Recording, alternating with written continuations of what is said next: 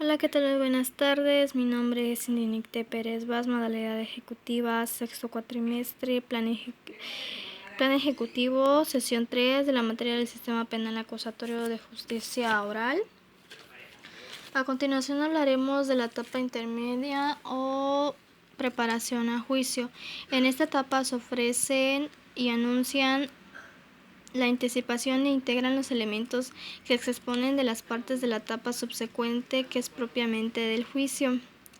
La etapa intermedia se reserva en la segunda dentro del procedimiento ordinario, que es de investigación intermedia a juicio oral. Se llega a subdividir en una fase escrita y una fase oral. La audiencia intermedia está complementada por la fase de la audiencia intermedia. ¿Qué es esto? Es donde sucede la depuración de los hechos de derecho y los medios de prueba. Los medios de prueba se depuran por medio de la exclusión y admisión. La depuración de los hechos se da por la realización o no de los acuerdos probatorios. Los acuerdos probatorios deberán ser realizados por el Ministerio Público, el imputado de la mano del defensor, versando sobre los hechos en donde en juicio oral no podrá ser debatido. La depuración del hecho se lleva de la mano a todo lo que se conoce como vicios de forma.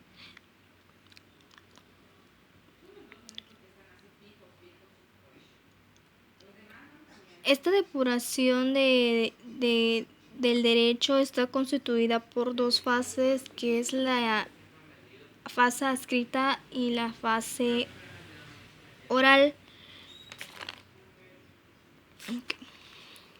En la etapa intermedia se llega más.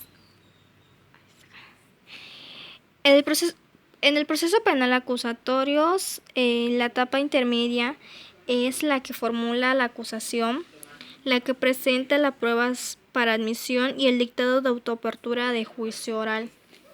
En la etapa intermedia se desarrolla un debate ante el juez de control. En este debate, el imputado y la víctima o el Ministerio Público, en el caso que corresponde, proporcionan las pruebas que se presentan en el juicio y el juez de control decidirá cuáles admitirá. Uno de los objetivos de la etapa intermedia es el ofrecimiento y admisión de pruebas, así como la depuración de los hechos controvertidos. La fase intermedia o la etapa intermedia consta de la fase escrita, que es la presentación de la ecuación, que los requisitos de la misma ecuación y la citación a la audiencia intermedia. La víctima o el ofendido constituye un ecuador conyugante, ya sea por escrito adheriente a la acusación del Ministerio Público como acusador particular. Señala los vicios materiales y formales. La prueba para complementar a la acusación y concreta las pretensiones, pruebas para el juicio oral y cuantifica el monto de los daños y perjuicios. Le son aplicables las formalidades de la acusación y acusador conyugante.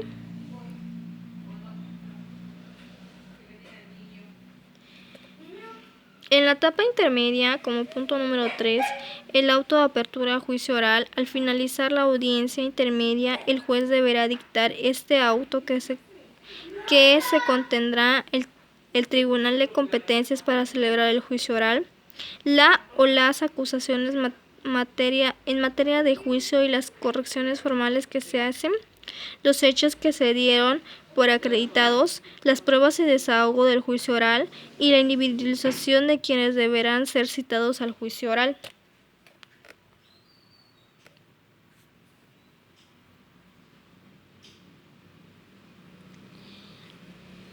La etapa intermedia se le llega a conocer como la formulación de la acusación presentada de prueba para admisión, el dictado de autoapertura del juicio oral. En la audiencia intermedia, el Ministerio Público y la defensa discutirá públicamente sobre las pruebas que se presentan, a las que se excluirá en el juicio oral y los hechos que se darán por probado mediante acuerdos probatorios. Posteriormente, el juez de garantía dicta el autoapertura del juicio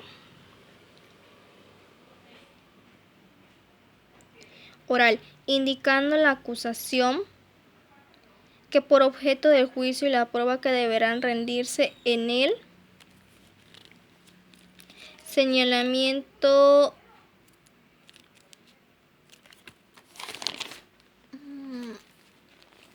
que el tribunal oral en lo penal se lleve a cabo.